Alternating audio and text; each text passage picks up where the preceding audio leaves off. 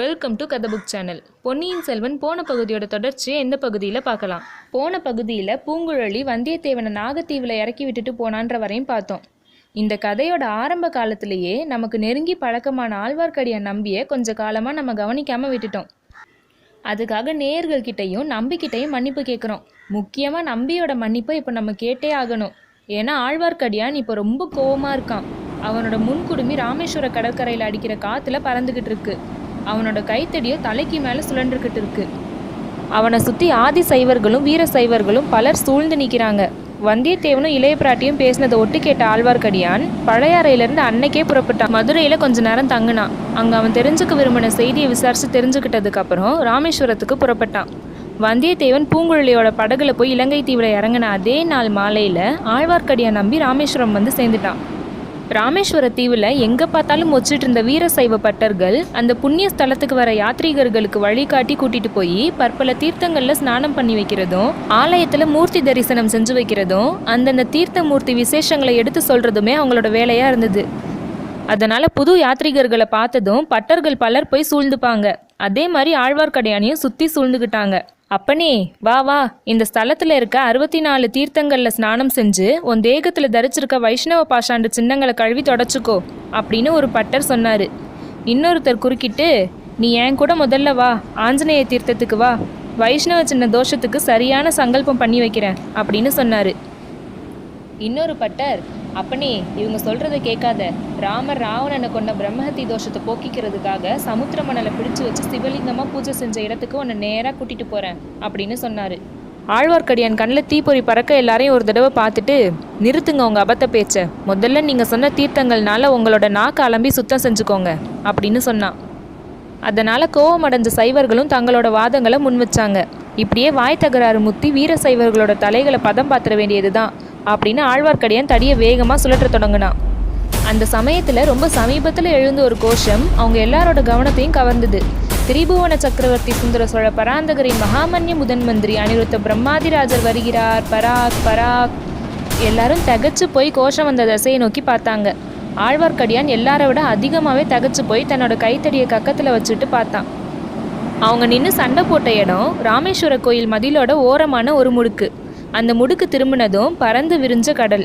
அந்த கடலோட காட்சியோ கண்கொள்ளாத அற்புதமான காட்சியாக இருந்தது. பெரிய பெரிய மரக்கலங்கள், சின்ன கப்பல்கள், கட்டுமரங்கள்னு நெடுகிலும் வரிசை வரிசையாக கண்ணு கெட்டின தூரம் வரையும் காணப்பட்டுச்சு. மேலே சொன்ன மாதிரி கட்டியும் கூறிக்கிட்டே காவல் வீரர்கள் முன்னும் பின்னும் தொடர சோழ சாம்ராஜ்யத்தோட புகழ்பெற்ற முதன் மந்திரி அன்பில் அனிருத்த பிரம்மராயராஜர் கம்பீரத்தோட ஒரு படகுல வந்துட்டு இருந்தார். கரையில் கோவில் மதில் ஓரமாக நடந்துக்கிட்டு இருந்த சச்சரவை அவர் கவனிச்சார். கூட்டத்தோட நடுவில் கக்கத்தில் தடியோட பரம சாது மாதிரி நின்றுட்டு இருந்த ஆழ்வார்க்கடியானை கையால் சமிங்கை செஞ்சு பக்கத்தில் கூப்பிட்டாரு. ஆழ்வார்க்கடியான் பயபக்தியோட கையை கட்டிக்கிட்டு கடற்கரையோரமாக போய் நின்னான். திருமலை, இதென்ன தெருக்கூத்து அப்படின்னு கேட்டார் அனிருத்தர். குருவே, எல்லாம் கபட நாடக சூத்திரதாரியான அந்த கண்ணனோட திருக்கூத்து தான். என் கண்களில் பார்க்குறத நான் நம்புறதா இல்லையான்னு தெரியல. நான் பார்க்குறது கனவா இல்லை எல்லாம் வெறும் மாயையா? திருமலை, உன்னை பரம வைஷ்ணவன்னு நினச்சேன். எப்போ பிரபஞ்சத்தை மித்தைன்னு சொல்கிற மாயாவாதியான?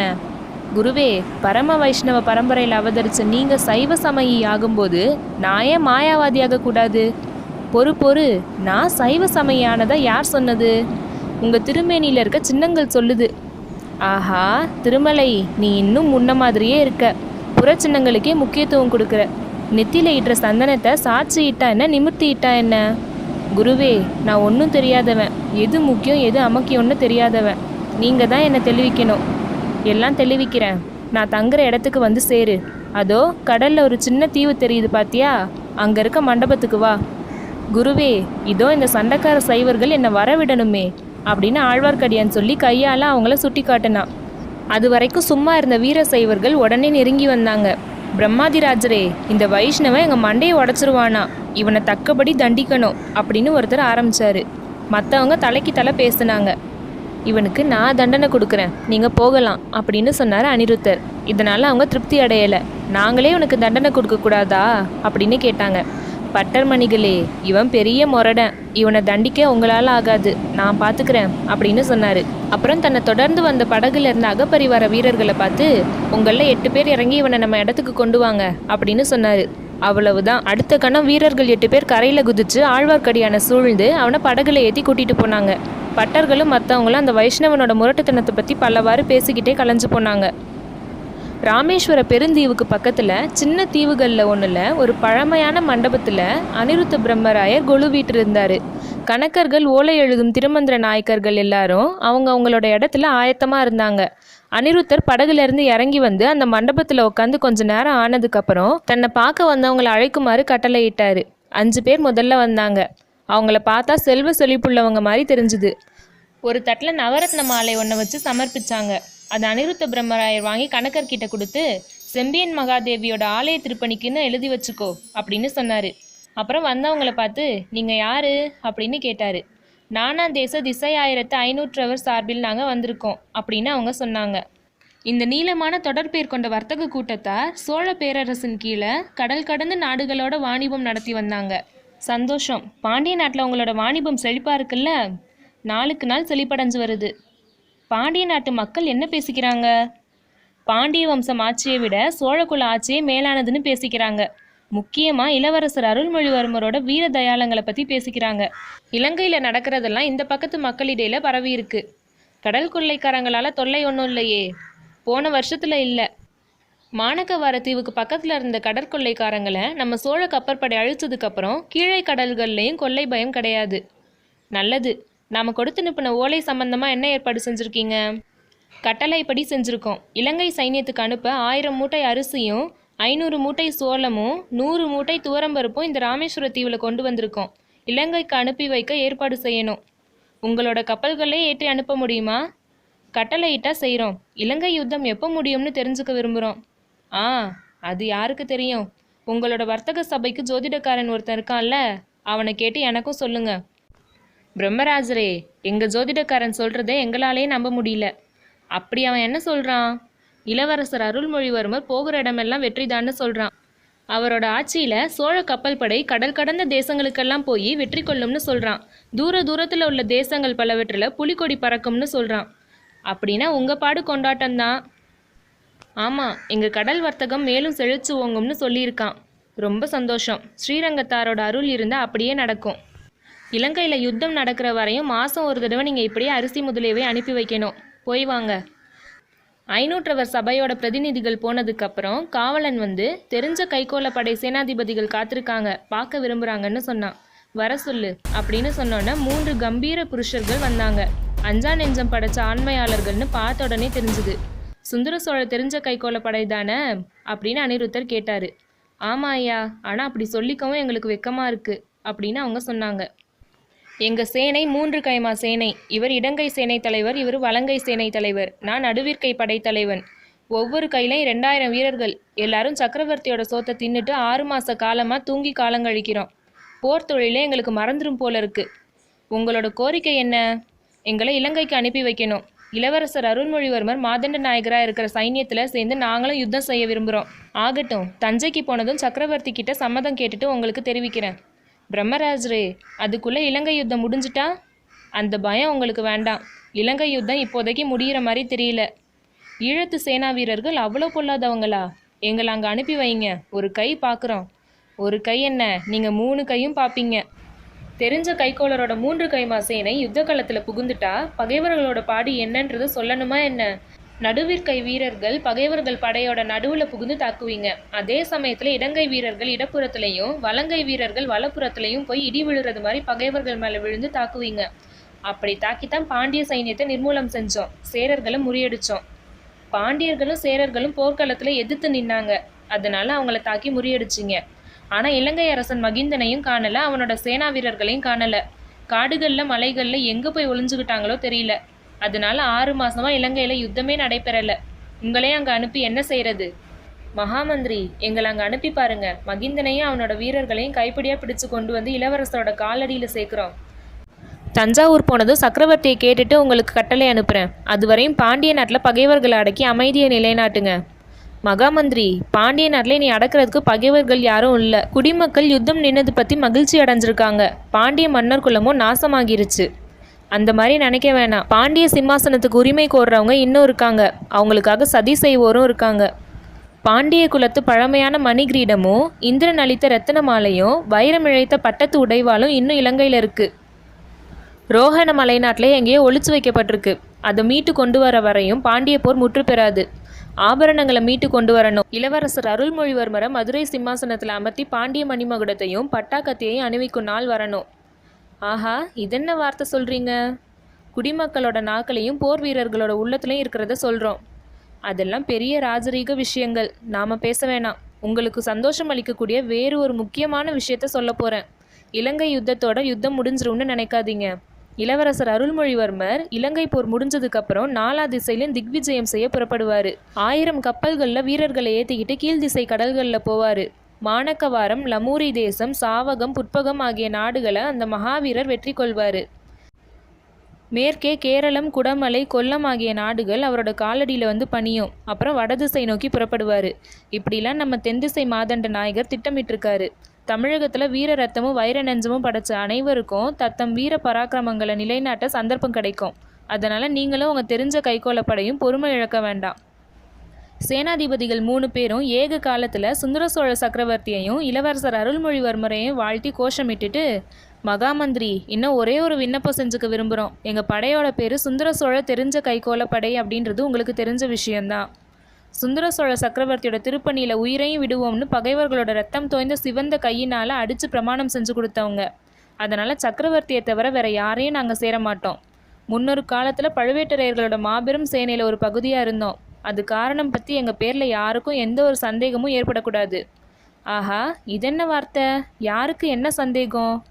தஞ்சாவூரில் நடக்கிறது பற்றி ஏதேதோ வதந்திகள் காற்றுல வர்றது காத்தோட போகட்டும். நீங்கள் அதையெல்லாம் நம்பவும் வேணாம், திருப்பி சொல்லவும் வேண்டாம்.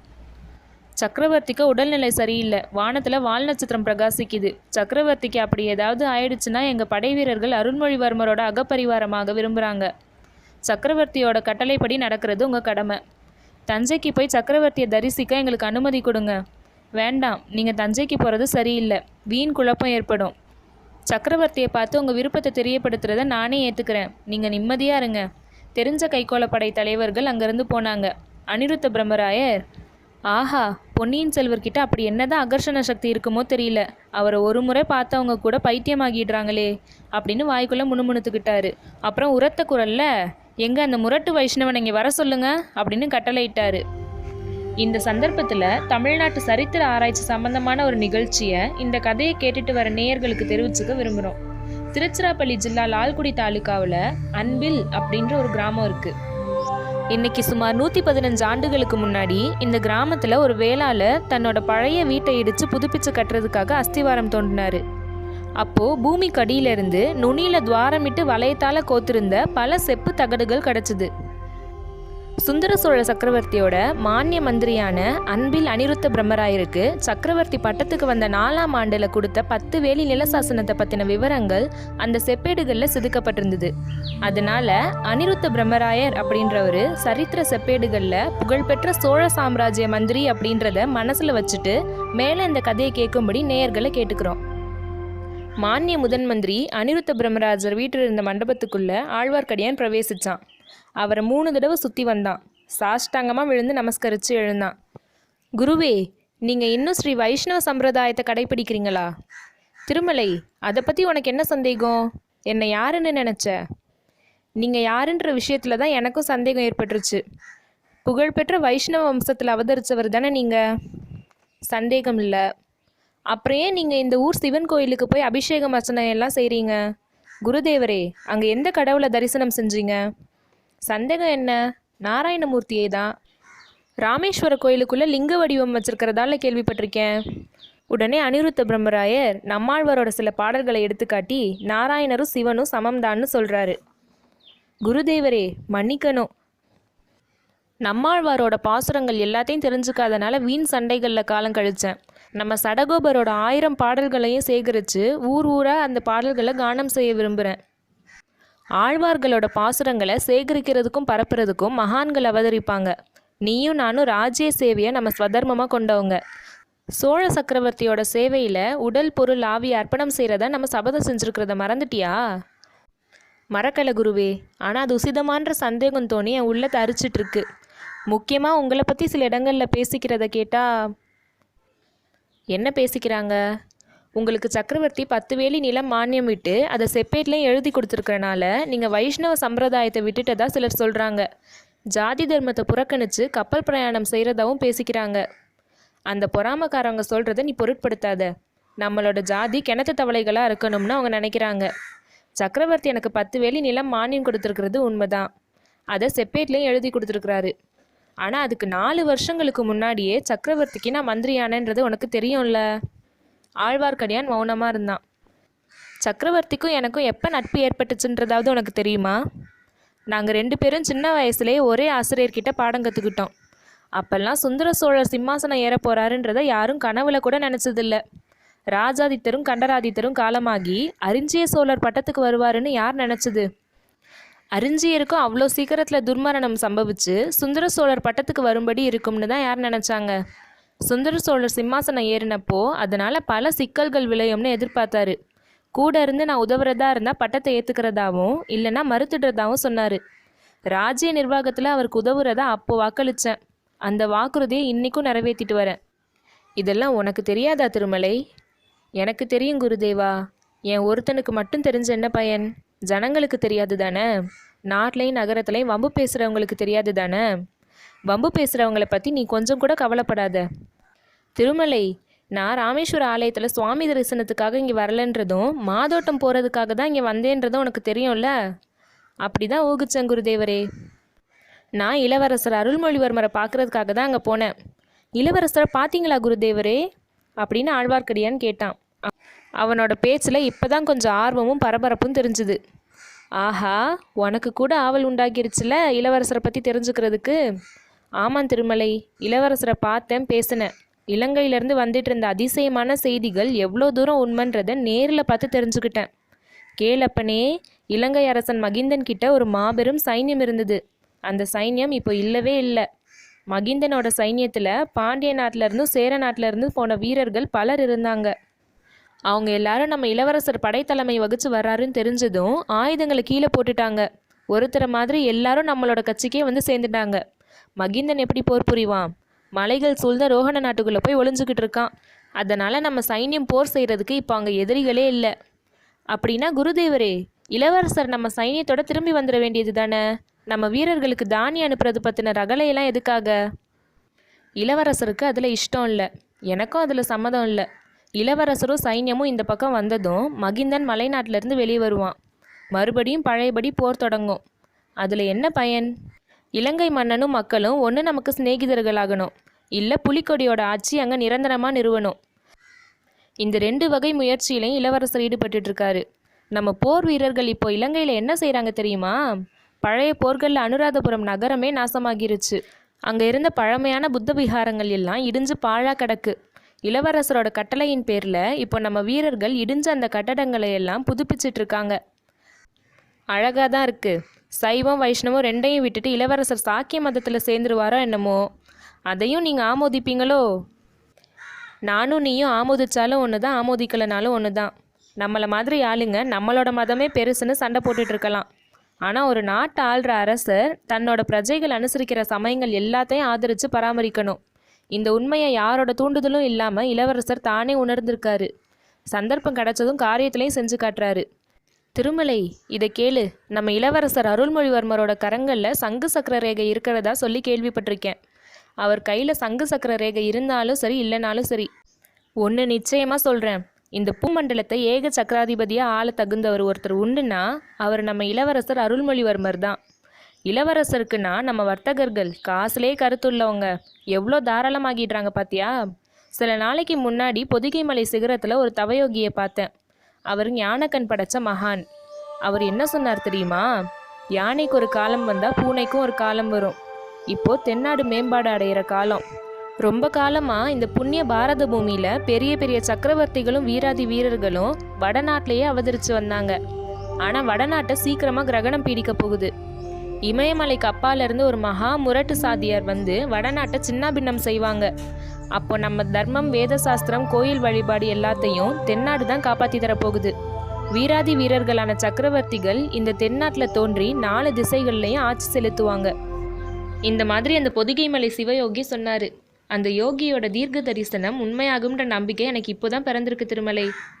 சுவாமி, நீங்கள் ஏதேதோ ஆகாச கோட்டைகள்லாம் கட்டிக்கிட்டு இருக்கீங்க.